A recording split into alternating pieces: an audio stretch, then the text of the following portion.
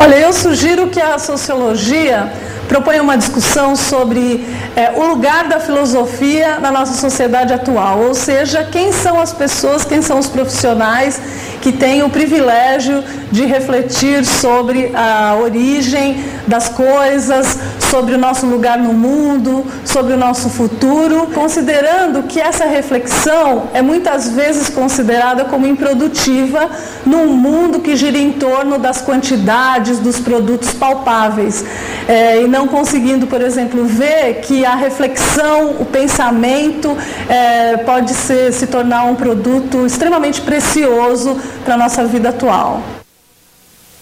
Primeiro, fundamental, que a filosofia ela faz parte do exercício crítico para qualquer área do conhecimento. Eu trabalharia preconceito, diálogo, real e imaginário, né? E trabalharia também as cavernas de cada um, a realidade, a diferença, e às vezes a gente transforma essas cavernas em prisões. Que prisões de que a gente está falando, né? As prisões da beleza, do consumo, Big Brothers, né? E no vídeo também fala que o Sócrates gostava muito dessa relação, então daria para fazer também aí um trabalho, um grande debate, né, com os alunos, falando sobre essas cavernas. E eu vou ficar aqui com uma relação kantiana de sensibilidade, entendimento, que fica assim: a psicologia sem a filosofia é cega, e a filosofia sem a psicologia é vazia. Eu acho tão legal ver como os professores de áreas diferentes, de disciplinas diferentes, conseguem conversar entre si, trazer contribuições, nesse caso duas boas contribuições, uma de sociologia e uma de psicologia, né, Fernando? Inclusive as duas contribuições das professoras levam a gente a pensar já o trabalho que a gente quer propor, que é que cada uma das disciplinas envolvidas nessa nossa brincadeira de perguntar, né, o professor elabore uma pergunta que ele acha dessas excitantes, dessas perguntas que valham a pena ser respondidas na sua disciplina, para que os alunos possam também eles elaborarem alguma pergunta que eles acham interessantes e difíceis de buscar. Não precisa ser uma pergunta de uma disciplina, mas tem que ser uma pergunta que atice a curiosidade deles mesmos, alunos. Uma das professoras falou em imaginário e em real. E eu fiz uma brincadeira aqui com esse dispositivo, só para mostrar para vocês que essa é uma imagem criada por um jogo de espelhos. Não é? E neste jogo de espelhos é que a gente cria uma ilusão de uma imagem aqui em cima, que vocês chamam de real, porque ela está fora do espelho. Voltando para o nosso trabalho, assim, a gente pode usar outras questões para gerar as perguntas dos alunos e pensar em organizar o trabalho dos alunos primeiro em grupo, para que eles elaborem uma pergunta, para que eles se enriqueçam do que cada um deles saibam, para num segundo momento, cada um individualmente realize um registro escrito, preferencialmente escrito, né, tentando uma resposta. E num trabalho final, para que essas respostas sejam socializadas por todos que participaram da nossa atividade. É mais ou menos isso. Em filosofia, por exemplo, como é que seria uma possível... Claro que os grupos de alunos vão pensar suas perguntas, mas que pergunta, por exemplo, seria interessante?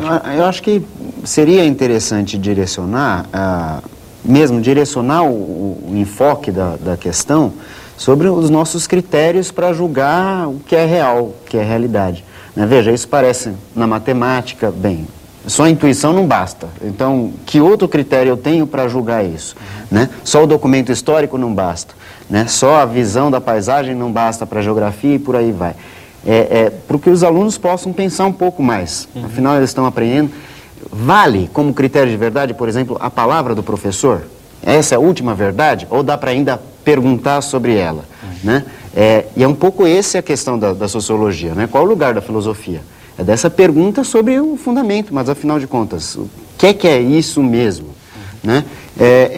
Eu tenho a impressão também de que não é qualquer pergunta, né? Porque a gente pode orientar os alunos a fazer uma pergunta e pode sair qualquer coisa. Não. Mas veja, todas as nossas perguntas, elas tendem a mover assim para um grande susto. Falei, nossa, como é que eu nunca pensei nisso? E agora, como é que faz? Como é que assim o infinito, né?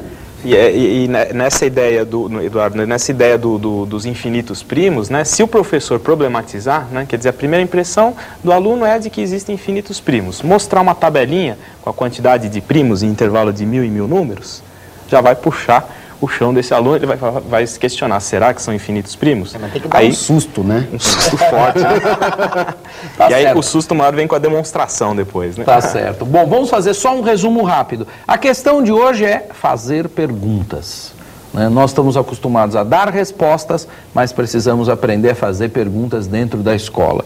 Isso vai ser feito em cada uma das disciplinas, desde a questão da maiêutica na filosofia, até a história, pensando as várias versões e os vários olhares da matemática para questões como infinito, as dízimas, e aí vai por várias outras questões. A dinâmica: passa o vídeo, exibe o documentário, discute algumas questões em filosofia do mito da caverna, das perguntas, da maiêutica e do Descartes, de preferência, e em seguida faz um trabalho dividindo os alunos em grupos de 5, 6 alunos, eles vão discutir entre si, criar perguntas e depois cada um vai responder individualmente e em seguida os grupos vão socializar essas respostas. E eu acho que esse é um excelente trabalho que pode ser feito a partir desse vídeo. Muito obrigado pela presença de vocês. Maravilhoso o programa de hoje, não é, pessoal? Tenho certeza que muita gente vai propor um trabalho parecido com esse que foi criado pelos nossos colegas. Vale também, ou principalmente, sair da caverna e ousar mesmo. O programa vai terminando e eu deixo um abraço a todos vocês e os convido para o próximo Sala de Professor da nossa TV Escola, o canal da educação. Tchau, tchau, pessoal.